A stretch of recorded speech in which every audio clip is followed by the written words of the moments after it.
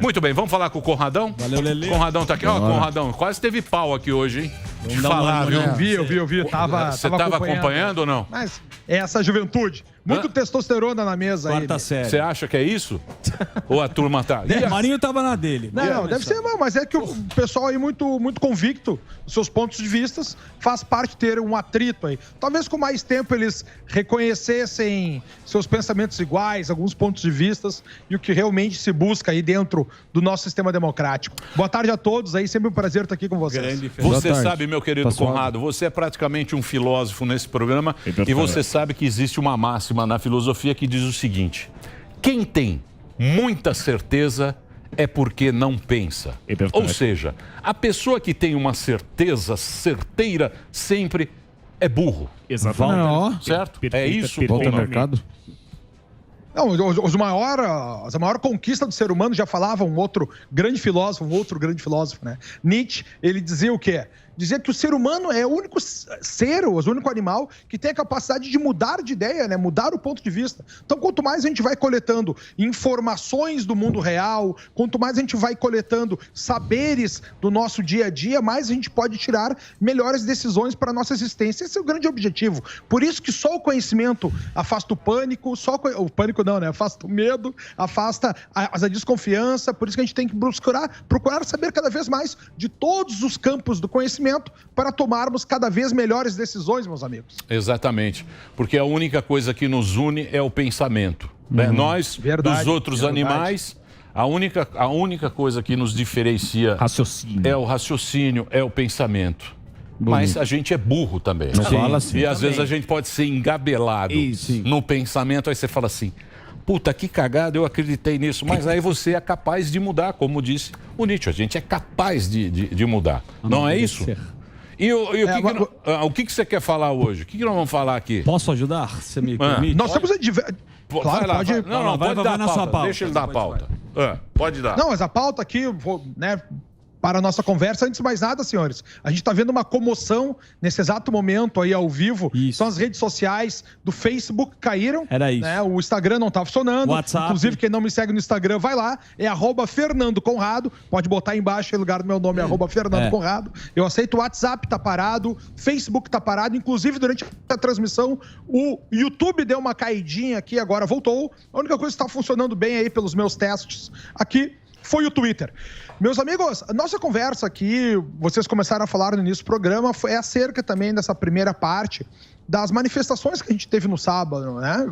Chamou muita atenção que se esperava a visão da oposição ao governo, esperava uma manifestação muito mais pujante, e a gente teve aí cerca de 8 mil pessoas que participaram aí da manifestação na frente do MASP, na Avenida Paulista. Não foi essa tomada toda da continuidade toda da avenida. E o que a gente viu ali foi até mesmo uma guerra interna dentre os próprios pensadores dessa oposição ao governo. A gente viu a gente não viu a presença do Luiz Inácio Lula da Silva. A gente viu o Ciro subindo ao palanque e chamando parte da população que estava ali de fascistas vermelhos. E aí eu pergunto para vocês, no momento que a gente consegue ver os resultados das pesquisas, né? Quando tinha... Uma coisa que chamou muita atenção também, quando a gente teve a manifestação lá do 7 de setembro, milhares de pessoas, milhões de pessoas em todo o Brasil pelas ruas. Mas comentaristas da Globo News lá, por exemplo, dizendo que o governo Bolsonaro havia acabado. E aí as pessoas enxergando as ruas cheias e os comentaristas dizendo que o governo não tinha apoio. Ontem, a comentarista Natuza Neri, diante das poucas pessoas que estavam na manifestação da oposição, falou que a rejeição a Bolsonaro é muito maior do que se vê nas ruas. Nesse momento, eu quero chamar a todo mundo que está ouvindo o programa que vocês percebam como muitas vezes, grande parte da mídia tenta fazer com que tu perceba uma realidade diferente daquilo que teu senso, né, que teus olhos estão vendo. Tu vê as ruas cheias por todo o Brasil no 7 de setembro, eles dizem que o governo acabou, e tu vê as ruas vazias nos outros dias, e eles dizem que o governo tem muito, que o governo Bolsonaro tem uma rejeição muito maior do que a gente consegue ver com os olhos. E aí eu pergunto para vocês, né, o Bolsonaro aí tá com 23% nas pesquisas pesquisas do IPEC, e o Lula aí está com 48%. Então, como é que a gente não vê essa grande imensidão de pessoas nas ruas nessa manifestação aí do sábado passado? Esse é o meu primeiro comentário, mas quero deixar vocês aí para perguntarem, para a gente continuar conversando. Isso é um mistério, né, Conrado? Isso é um mistério. Isso é um mistério. Ô, Conrado, você acha que vai ter, até lá, em 2022, vai ter uma união? Porque pela primeira vez a gente vê esse pessoal da esquerda brigando em público, né? Porque geralmente eles brigavam nos bastidores, não externava essas divergências, né? Você acha que vai haver ainda até 2022 uma união deles? Meus amigos, o que a gente tem que perceber, Alba, assim, ó, vamos voltar alguns anos atrás, tá? Vamos voltar lá para 2018, para antes das eleições. O que a gente tinha, então, era um governo do PT, que a gente achava que era esquerda e achava que o PSDB era direita, até então, grande parte da população, mas o que a gente viu era que o PSDB era um governo de esquerda e o Lula lá, ele era um governo de extrema esquerda. E eles eram as duas opções que governavam o Brasil durante longos anos, desde a nossa redemocratização. O que eu quero que as pessoas enxerguem, que é o que ninguém consegue ver, é que o Bolsonaro, ele apareceu como a terceira via nessas eleições. Na eleição de 2018, o Bolsonaro era uma possibilidade fora da extrema esquerda, do PT, que roubava bastante, e da nossa social-democracia, que era o PSDB. Então, a terceira via, meus amigos, já é o governo do Bolsonaro. Não é à toa que a gente está vendo aí nessas manifestações por todas as ruas, milhares de pessoas, independentemente, porque é uma coisa que a gente tem que levar em consideração também, Alba. Lá no dia 7 de setembro, quem foi às ruas era quem apoiava o presidente. Então, ali estão só os apoiadores dele. Ruas lotadas. Do outro lado, agora, tanto no dia 12 quanto no último sábado, a gente reuniu todos os que eram contra o presidente, todas as vertentes possíveis, e eles não somaram mais do que meia dúzia de gato pingados. Então eu quero trazer para vocês aqui, então, o Bolsonaro já surgiu lá em 2018 como uma terceira via, e eu acredito, pelo que a gente está vendo com nossos próprios olhos nas ruas durante as manifestações, é que o povo continua tendo esse afã de apoiar o presidente diante das circunstâncias que nós temos dadas nesse exato momento. Lá adiante, vamos perceber como as coisas ficarão aí, Alba. Então, mas a confusão, ô Conradinho, eu acho que a grande confusão, ela está justamente nisso. É mais ou menos o que você falou. Por exemplo, quando o Barba estava no governo, o que o Barba fazia? Era ele o MDB. PT, MDB... E eles estão se reunindo de novo, PT, eles trocavam o presidente da Câmara, aí depois o que acontecia? O Lula deixava correr solto Minas para PSDB, para Tucanada, São Paulo para Tucanada. O Lula, ele tinha capacidade de distribuir o arranjo. Ele fazia aquele arranjo lá para todo mundo, aquele esquema dele da Petrobras, com os deputados, a história a gente conhece. Mexer as peças. Então o que está acontecendo é exatamente isso. Essa turma, ela está meio perdida. Então você não sabe direito, esses Dória, esses novos aí, eles estão meio perdidos, a chapa tênis. Tanto é que o Ciro vai um, vai outro, eles estão meio perdidos, né? E também o eleitor também está nessa, porque ele não sabe para que lado ir, o eleitor que está em dúvida. Esses 5, 6 milhões aí que o Marinho fala. Então, tá essa bela confusão na cabeça do eleitor. Porque o que a gente acaba vivendo aqui, Emílio, não é nem só dos componentes dos partidos de oposição estarem em dúvida, eles estão desesperados, né? Porque eles foram alijados do poder de uma forma ou de outra, não conseguem mais recuperar esse poder, tanto que a gente viu o vexame das últimas eleições, Alckmin com 5%, Ciro também com uma porcentagem muito baixa de votos, todo esse somatório, né, não conseguiu fazer uma voz ser ouvida. Por quê? Porque exatamente o que eu dizia para vocês, Bolsonaro já era essa terceira via, que é uma coisa que ninguém enxerga e continua não tendo uma opção frente aos concorrentes do Bolsonaro. Tanto o pessoal da dita social-democracia já não tem mais apoio, assim como o pessoal do PT não tem mais apoio. E, ao meu ver, o que nós temos agora adiante aí é um grande impasse para onde eles vão correr, porque certamente, se eles tentarem vencer o Bolsonaro de alguma forma, e aí eu deixo claro que o objetivo de todo político é se manter no poder, é chegar no poder, eles vão ter que se unir aí de todas as formas para tentar fazer uma frente a concorrer com o governo Bolsonaro. O que a gente está vendo no número das ruas é que o governo do presidente tem muito mais apoio, e aí, para mim, é uma grande vergonha Porque se até então a gente supunha, né, as pesquisas dão aí 48% de votos para o Lula e dão muito menos para o Bolsonaro, dão 23%. Agora ficou claro que aqueles números ali não batem com a realidade. Então, vamos ver o que vem aí nos próximos meses. Bom, eu só acho que a adesão ou não das manifestações nessa altura do jogo, Conrado, não necessariamente reflete o que a gente vai ver ano que vem. Até concedo aqui que pode ter algum percentual que já foi muito maior em 2018 pelo ineditismo, mas dessa vez é menor do eleitor tímido do Bolsonaro, que ainda, por razões para evitar o estigma social, reprime ali, que tem uma simpatia pelo Bolsonaro. Bom, mas uma coisa é algo que seja voluntário, que como as manifestações, outra é algo compulsório. O voto do militante engajado vale tanto quanto do alienado que está sentindo o poder de compra dele corroído e olha para o atual governo. O atual governo é a situação e naturalmente vai atribuir os problemas, os ressentimentos, as frustrações no atual governo, quem tem as rédeas do poder. Então, eu acho até que está posto que o Lula tem a vantagem momentânea e o Bolsonaro pode até ter um pouco mais.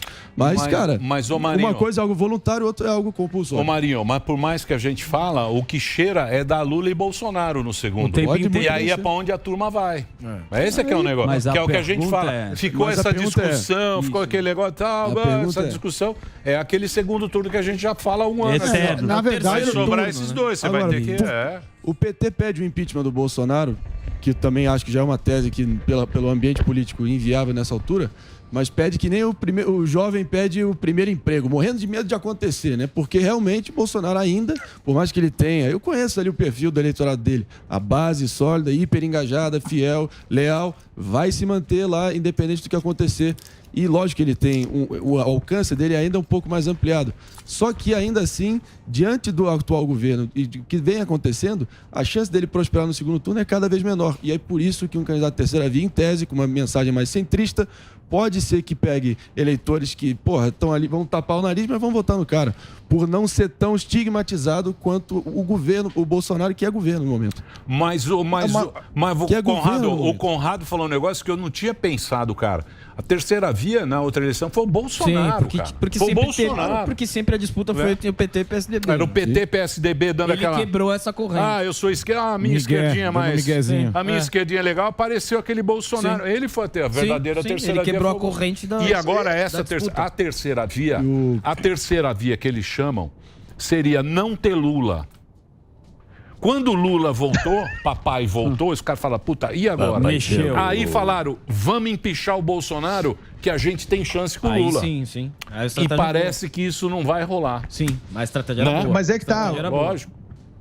Mas, Emílio, tu comentaste muito bem quando estava falando com o Carmelo ali, é que esses partidos que sempre estiveram no poder, eles não renovaram as suas lideranças. Tanto que o Lula está concorrendo aí desde os anos 80, né? Ou seja, está 40 anos no cenário como sendo o único nome do PT. Não existe outro. Muitos porque estavam presos, né? Agora, quem é presidente do PT é a Geise, né? O Haddad. Vê se essas pessoas figuram dentro do universo, do espectro de votação, a não ser se colocar uma máscarazinha na frente, como o Haddad fez nas últimas eleições, dizendo que ele era o Lula, né, fantasiado de poste. Se não for assim, nenhum deles vai chegar adiante. E nesse aspecto, acho que o Marinho tem razão, e é uma coisa lógica dentro da política, que se o povo estiver sofrendo dificuldades econômicas, ele não vota com o governo. Se o povo estiver feliz com as suas dificuldades econômicas, ele vota com o governo. Agora, o que a gente tem que enxergar, e foi outra coisa que eu acertei lá quando falei que o Bolsonaro ia ganhar com 46%, ele ganhou com 46,01%, é que o pessoal que votou no Bolsonaro era proporcional àqueles que não queriam que o Lula ganhasse. Então, nós vamos ter que ver uma luta do que vai acontecer dentro desse percentual. Aqueles que acham que a realidade econômica proposta pelo Bolsonaro é mais vergonhosa e mais afrontante à moral do povo como um todo do que a roubalheira que o Lula impetrou durante todos os anos dentro do governo petista.